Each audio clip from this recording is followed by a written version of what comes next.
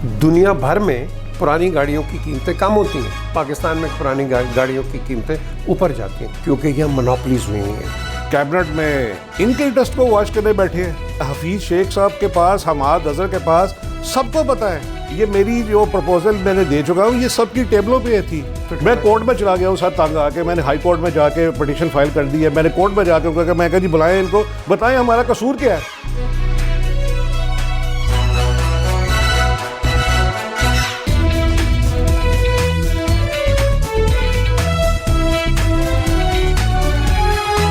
अस्सलाम वालेकुम and welcome to PJ मीज़ ऑफिशियल यूट्यूब चैनल। आपको मैं क्लासिक इंटरव्यूज़ तो दिखा रहा हूँ। Thank you very much. ये जितने मेरे फॉलोअर्स इंडिया से जो आ रहे हैं, थैंक यू। उनके टेलीफोन कॉल्स भी आते हैं, मुझे अच्छा लगता है। बड़ी पॉजिटिव बात होती है। और दुनिया के दूसरा मुल्क मैं कहूँगा ब्रिटेन, इंग्लैंड, वहाँ से भी बड़ा अच्छा रिस्पांस आता है। रात को कॉलें आप कर लेते हैं, सिर्फ सोचिए 4 घंटे का डिफरेंस होता है। बट नेवरदलेस आपको इंटरव्यूज़ तो हम दिखाते रहेंगे, लेकिन साथ साथ जो मसले मसाइल हैं इन पे मैं समझता हूँ कि अगर हमने इस पे कोताही की, आपको ना बताया, तो एक मेरे लिए एक क्रिमिनल ऑफेंस होगा। आज एक मसला जो मैंने आपको कल परसों PIA का बताया, उसके बाद petroleum and all that organisations की बात की, एक बहुत बड़ा मसला है। वो मसला आपसे रिलेटेड है, वो भी मसले आपसे रिलेटेड थे, ये भी आपसे रिलेटेड है। और ये क्या है, एक ज़माने में साइकिल समझी जाती थी कि बहुत अहम चीज़ है। उससे पहले वो कह रहे हैं कि घोड़ा, टोंगा, और कराची में तो कैरेजेस चलते थे। तो ग्रेजुअली जब हमने अपने आप को डेवलप किया तो साइकिल से हम आगे मोटरसाइकिल।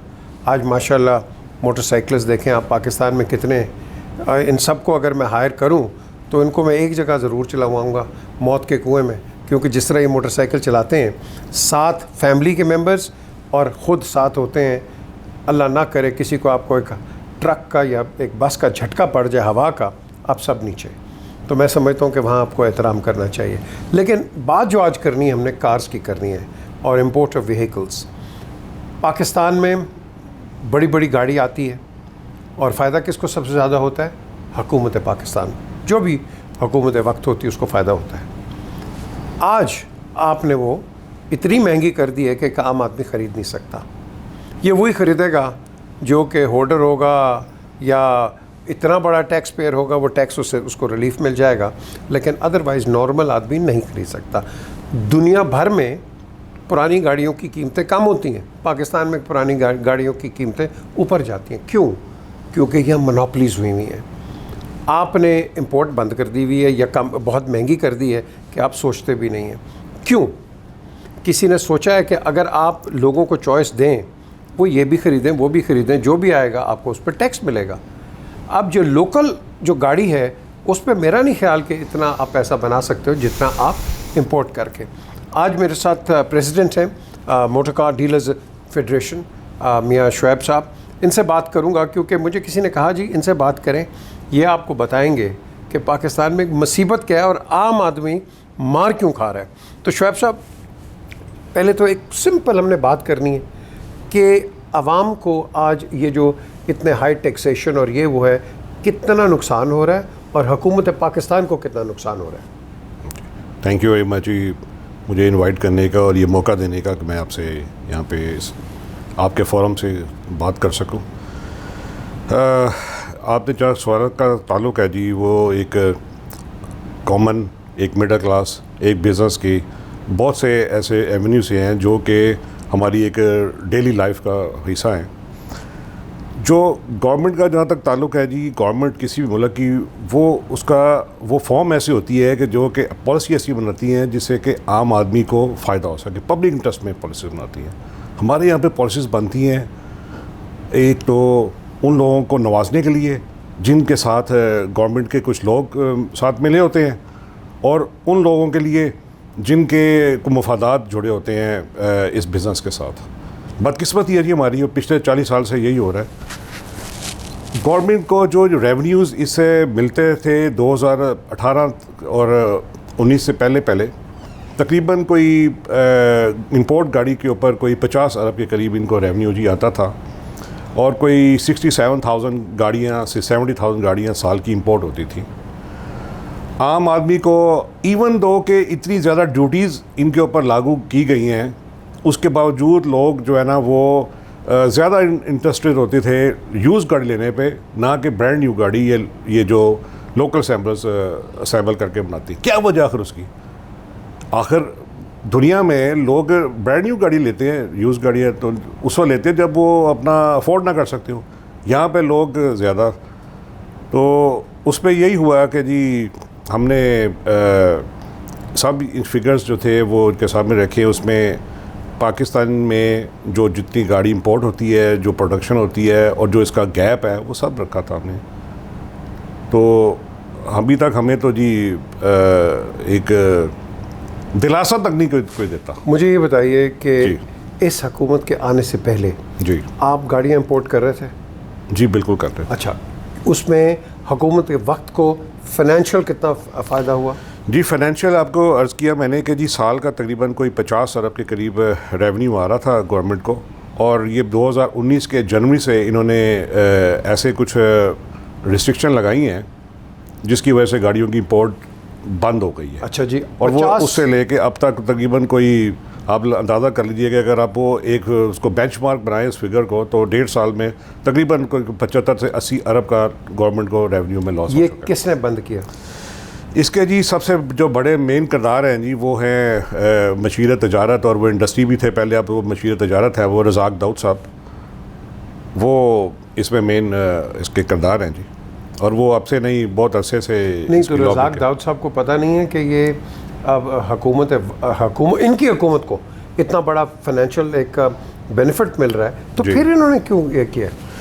उसकी वजह ये है कि जी रज़ाक दाऊद साहब के नज़दीक जो है ना कुछ ऐसे लोग हैं जो कि उनके एक भाईबंद कह लें, बरादरी के लोग हैं जो कि उनके करीब हैं, और हम लोग एक मिडिल क्लास से जी हमारा एक मुतवस्सित तबके से ताल्लुक़ है, हमारी पहुंच नहीं है।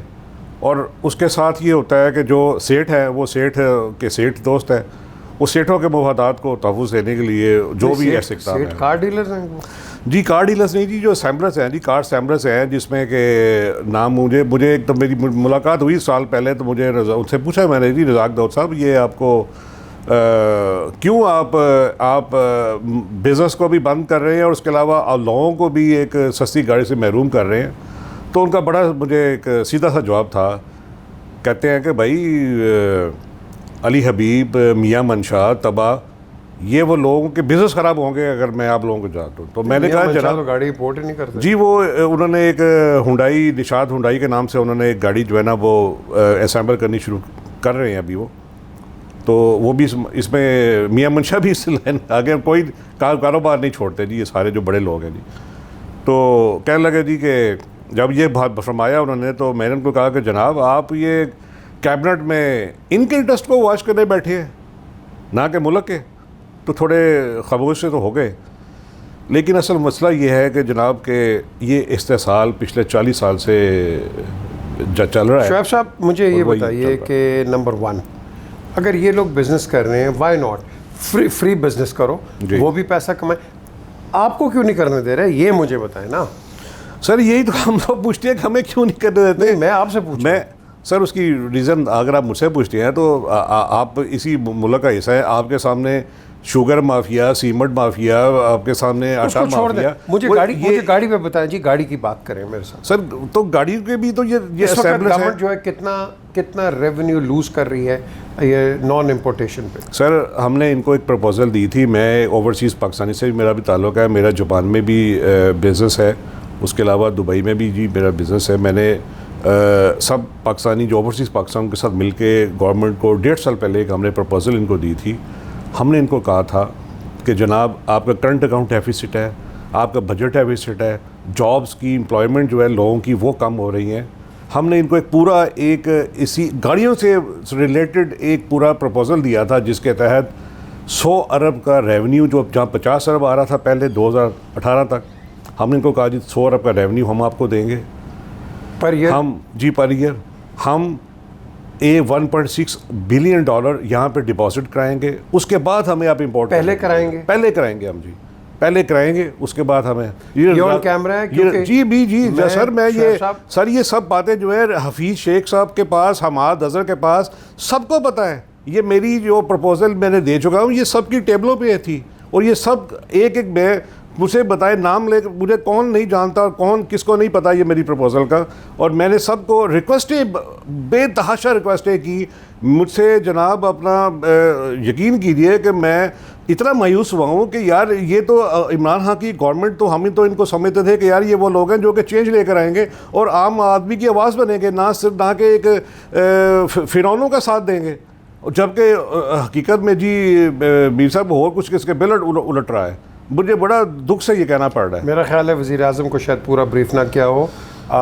बिल्कुल आप सर, आप उनके साथ बड़े ताल्लुक आता है, आप उनको मैं आपके तवज्जो से मैं ये चाहूँगा कि आप रिक्वेस्ट करूँगा आपसे कि काइंडली उनको खान साहब को बताइए कि इस मुल्क में एक मिडिल क्लास भी बसती है, जिसको कि जिसने अभी आपको वोट दिया मिडिल क्लास ने, ओवरसीज़ पाकिस्तानियों ने, मिडिल क्लास ने और यूथ ने इनको वोट दिया है। उनमें से हम भी शामिल है जी, हमने भी इन्हीं को वोट दिया था। और हम अब ये नहीं कहते कि आप हमें सिर्फ वोटर दिया तो हमें नहीं। पाकिस्तान का इंटरेस्ट ये है कि हम किसी का नुकसान नहीं चाहते, हम मुल्क में पैसे लाना चाहते हैं, बिज़नेस लाना चाहते हैं। सर 15 अरब डॉलर की जापान से गाड़ी की एक्सपोर्ट हो रही है और वो 99% सब पाकिस्तानियों के हाथ में है। दुबई में $6 बिलियन की री एक्सपोर्ट गाड़ियाँ आती हैं, वहाँ से री एक्सपोर्ट होती हैं, वो सब का सब बिज़नेस पाकिस्तानियों के हाथ में है। अमेरिका में पाकिस्तानी बैठे हुए हैं जो अमेरिका से मिडिल ईस्ट गाड़ियाँ भिजवाते हैं for the market, middle east की मार्केट के लिए, वो सब पाकिस्तानी हैं। ये सब ओवरसीज़ पाकिस्तानी है जो कि आपके एसेट हैं, जिसको आपने अपना एसेट बनाया था, उनको अब यूज़ नहीं कर पा रहे इन फिरौनों की वजह से जो आपके दाएँ बाएँ चिमटे हुए हैं। हम तो इसलिए उनको आप ही के तवज्जो से रिक्वेस्ट करेंगे कि प्लीज़ उनको हमारी बात पहुँचाइए और हमसे बैठे सही मसला सुनो, हमें सुनो। जो पाकिस्तान का इंटरेस्ट है मैं तो बिल्कुल प्राइम मिनिस्टर को बताऊंगा, मेरा फ़र्ज़ है जी, मेरा फ़र्ज़ है एज ए सिटीज़न भी बिल्कुल, and as a responsible person I will tell him. ये जो प्रपोजल्स आपने मुझे अभी दिए हैं ये उनको मैं दूंगा सर, आई विल, बिल्कुल जहाँ मौका मिलेगा I will request the prime minister कि आपसे मिलें, आपसे मुलाकात करें, बात करें। आप बताएं, देखो आप पाकिस्तान के लिए काम कर रहे हो जी, मुझे इसमें कोई फ़ायदा नहीं है जी, मुझे मेरे मुल्क का फ़ायदा है जो भी आप करेंगे।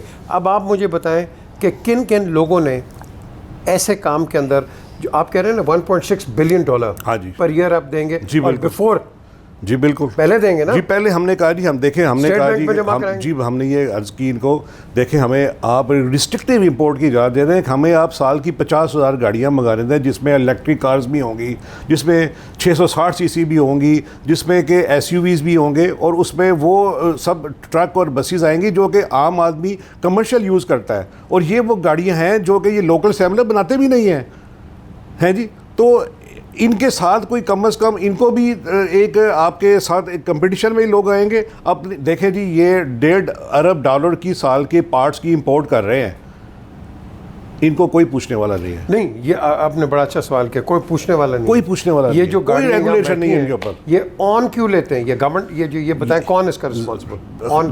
मीर साहब ये सब गवर्नमेंट को रेगुलेशन ही नहीं है इनका। देखें वो है असेंबलर्स हैं, वो एक बिजनेस एंटिटीज़ हैं, वो फॉरेन, वो मल्टीनेशनल कंपनीज हैं। मल्टीनेशनल कंपनी का काम क्या है? प्रॉफिट, बिजनेस करना। आज वो अपना बिजनेस यहाँ से नहीं करेंगे, वो समेट के चले जाएंगे। हम लोग यहीं पर रहना है हमने। ये ऑन कौन ले रहा है गाड़ियों से? सर ये सब इसमें इन्वॉल्व है, पूरा ये जो आपका असेंबलर्स माफिया है, ये जब ये खुद इन्वॉल्व है इसमें। ये करते ये हैं, आप अपनी प्रोडक्शन को कम कर देते हैं मार्केट में, उसकी आर्टिफिशियल शॉर्टेज करने के लिए। जब देखते हैं कि गाड़ी नहीं बिक रही है, प्रोडक्शन बंद कर देंगे। अवाम, एक तो गवर्नमेंट के ऊपर दबाव डालेंगे, एक अवाम के ऊपर जो है ना उनकी जेब से पैसे निकलवाएंगे। दोनों काम भी एट अ टाइम कर रहे होते हैं। और सबसे मज़े की बात क्या है, under the nose of ministry of industry and commerce. तो इसका मतलब ये जो है मिनिस्ट्री जी, ये प्राइम मिनिस्टर की गवर्नमेंट को नीचे बेचारा हमाद अजहर जो है जी, उसे मेरे लास्ट ईयर उसके साथ बेचारे बहुत, मैंने उसके साथ भी मेरी इंटरेक्शन रही है, मैंने उसको ये सारा पूछा है जी। हमाद अजहर ने मुझे आखिर में आके मुझे वो उसने साफ कह दिया कि भाईजान मेरे बस की बात नहीं है। हफीज़ शेख ने भी बहुत ट्राई की है और ये सब कोशिश, हम मीटिंग में बैठे हैं, लेकिन आके उसको वीटो कर देता है रज़ा दाऊद हर मीटिंग में। खुदा की कसम, मैं आपको वो बात बता रहा हूँ जो कि मुझे उसने खुद बोला। मुझे डिनाई नहीं कर, मेरे साथ लोग थे जिनके सामने ही बातें हुई हैं। और उसके बाद मैंने कौन सा मिनिस्टर है जिसको जाकर दरवाज़ा नहीं खटखटाया? फवाद चौधरी, अली मोहम्मद खां, फ़खर इमाम, जगीर तरीन को भी लास्ट ईयर उसको भी रिक्वेस्ट की थी कि भाईजान हम आप अपने लिए तो जो काम कर रहे हैं दुन मुल्क के लिए भी कुछ करते हैं, खुदा के लिए ये मुल्क है तो सब कुछ है।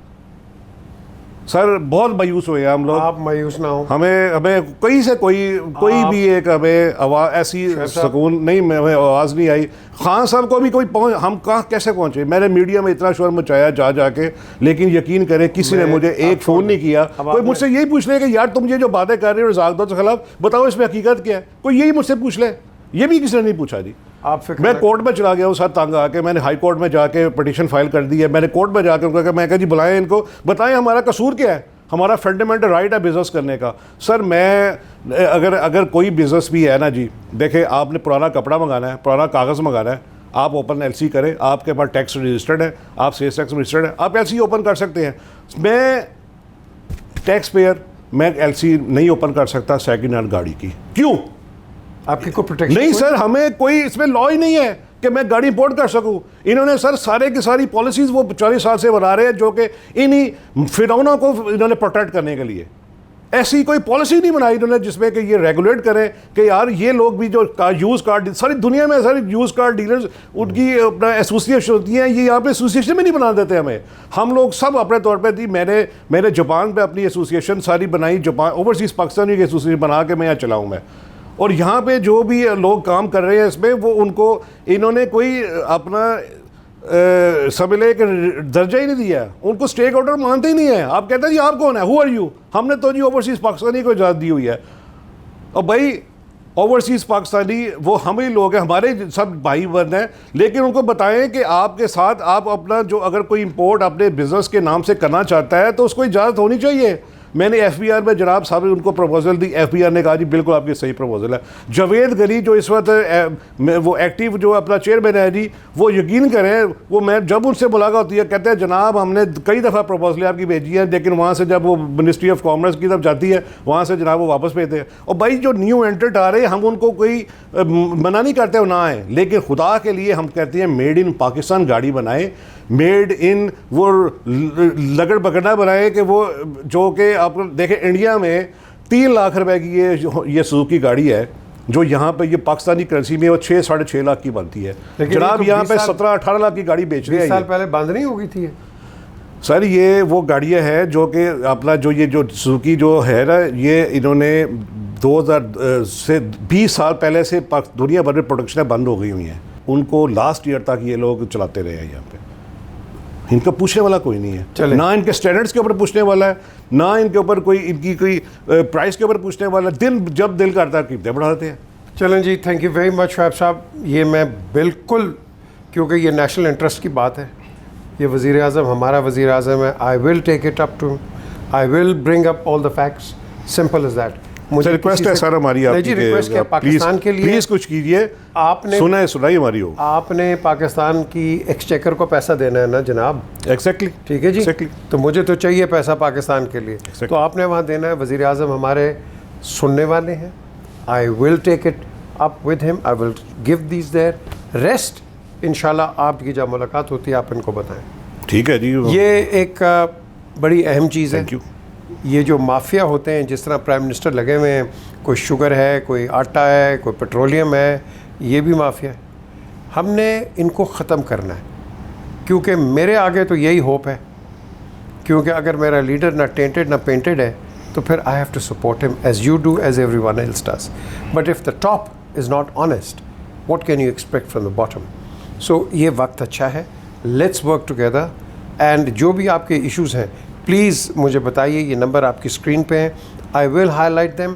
और ये जो चीज़ है I will present it to the prime minister personally whenever I get the chance, इंशाल्लाह very soon, and I will give it to him कि प्लीज़ इनको बुलाएं, ऐसे लोगों को बुलाएं, अपने लोगों को बुलाएं, एक डिबेट करें एंड लेट्स सी कि who is the winner. And मेरे लिए एक ही विनर होना है, वो है गवर्नमेंट ऑफ पाकिस्तान जो इस वक्त है। Look after yourself, look after the interest of Pakistan. खुदा हाफ़िज़।